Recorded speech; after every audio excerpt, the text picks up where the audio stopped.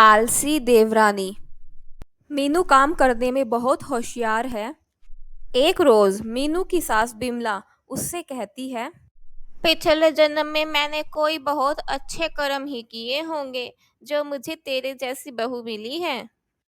Mummy जी, आपके जैसी सास भी बहुत किस्मत से ही मिलती है। बस अब तो एक ही इच्छा है, विनय के लिए भी कोई तेरे जैसी बहू मिल जाए हमें। मैं तो बेफिक्र ही हो जाऊंगी। क्यों चिंता करती हो आप मम्मी जी, सब ठीक हो जाएगा। बहू, मैं तुझे बार बार बताना भूल रही हूँ। कल गांव से कुछ औरतें आ रही हैं, तो उनके आने से पहले ही सुबह सारा काम सलटा लेना तुम। अगले दिन मीनू सुबह 4 बजे उठकर पूरे घर के अच्छे से साफ सफाई कर देती है और फिर नहा धोकर 7 बजे तक सारा खाना भी बनाकर रख देती है। और फिर 8 बजे के करीब गांव की कुछ औरतें उनके घर पर आती है। विमला, क्या बात है? इस उम्र में भी इतनी फुर्ती! सुबह सुबह घर का सारा काम कर लिया। मेरे तो घुटने ही जवाब दे चुकी हैं। मुझसे तो चला भी नहीं जाता। मैंने तो यहाँ तक आने के लिए भी घर से 3 बार मालिश करवाई, तब जाकर मैं इतनी मुश्किलों से यहाँ तक पहुँची हूँ। अरे नहीं नहीं, मेरे तो घुटने खुद ही टूटे हुए हैं। ये सब मैंने नहीं किया है। ये सब तो मेरी फुर्तीली बहू मीनू ने किया है। सुबह सुबह 4 बजे उठकर लगी थी और सारा काम खत्म करके खाना भी बना कर रख दिया है उसने। तेरे तो नसीब खुल गए विमला। भगवान करे मुझे भी ऐसी ही बहू मिल जाए। गांव से आए कुछ लोगों में विद्या ये सब सुनकर मन ही मन सोचती है, मीनू एक कामकाजी लड़की है। उसके शरीर में बहुत फुर्ती है। सारे घर का काम अकेली कर लेती है। एक काम करती हूँ, अपनी ढीलन कीर्ति को यहीं चला देती हूँ। वैसे भी मीनू सारा काम करेगी और मेरी कीर्ति आराम से पूरा दिन सोती रहेगी।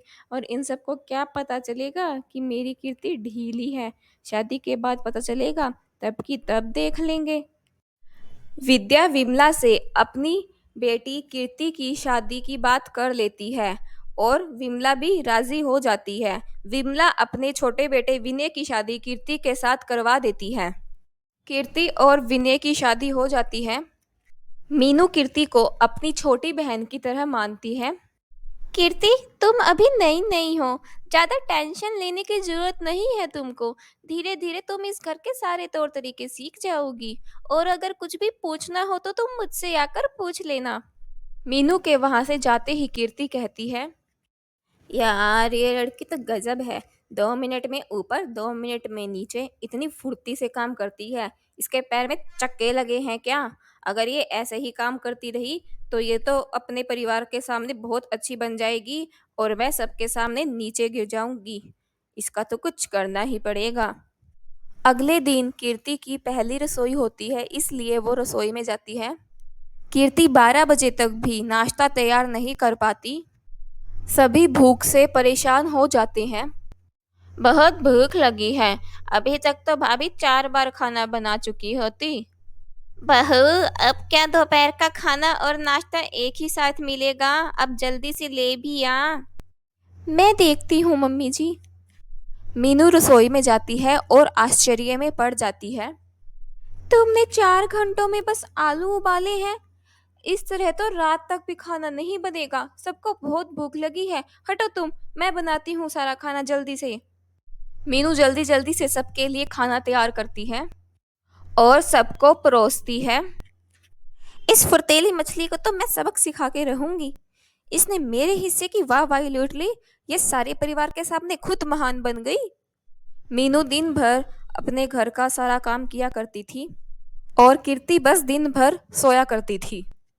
ऐसे ही दिन गुजरते हैं। फिर एक दिन, मीनू, मेरी शर्ट आयरन कर दो, मुझे ऑफिस के लिए निकलना है।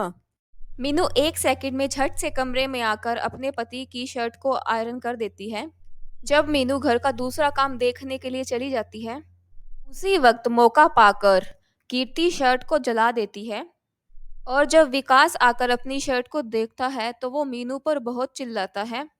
मीनू, ये आयरन की है तुमने? इतनी भी फुर्ती से काम मत किया करो कि सारा काम ही खराब कर दो। मेरी शर्ट जला दी तुमने, अब मैं ऑफिस में क्या पहन कर जाऊंगा? अरे पर पता नहीं ये सब क्या हो रहा है। मैंने तो अच्छे से ही आयरन की थी, ये जल कैसे गई। ये सब सोचकर मीनू सुस्त पड़ जाती है। उसे समझ ही नहीं आता कि उसके साथ ये अचानक से क्या हो रहा है।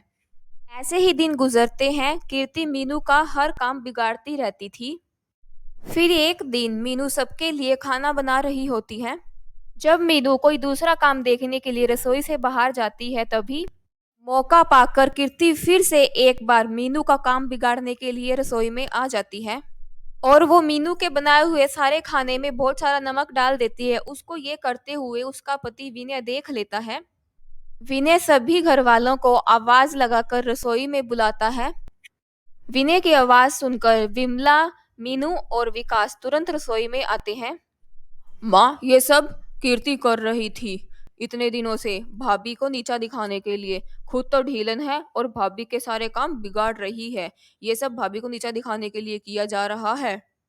मुझे तो पहले ही समझ जाना चाहिए था, ये सब कीर्ति के आने के बाद से ही हो रहा है। वरना मेरी मीनू तो झटपट से एक नंबर काम करती है, किसी को कोई शिकायत का मौका नहीं देती।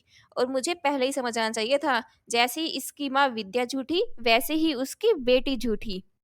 तुम काम चोरी करती हो वो मुझे बर्दाश्त था, लेकिन तुम भाभी को नीचा दिखा रही हो, ये सब हरकतें कर रही हो, ये सब मेरे सबर से बाहर है। तुम्हारे लिए मेरे घर में कोई जगह नहीं है, तुम निकल जाओ मेरे घर से। विनय कीर्ति को घर से निकाल देता है और वापिस से मीनू सबकी लाडली बहू बन जाती है और सब खुशी खुशी रहने लग जाते हैं।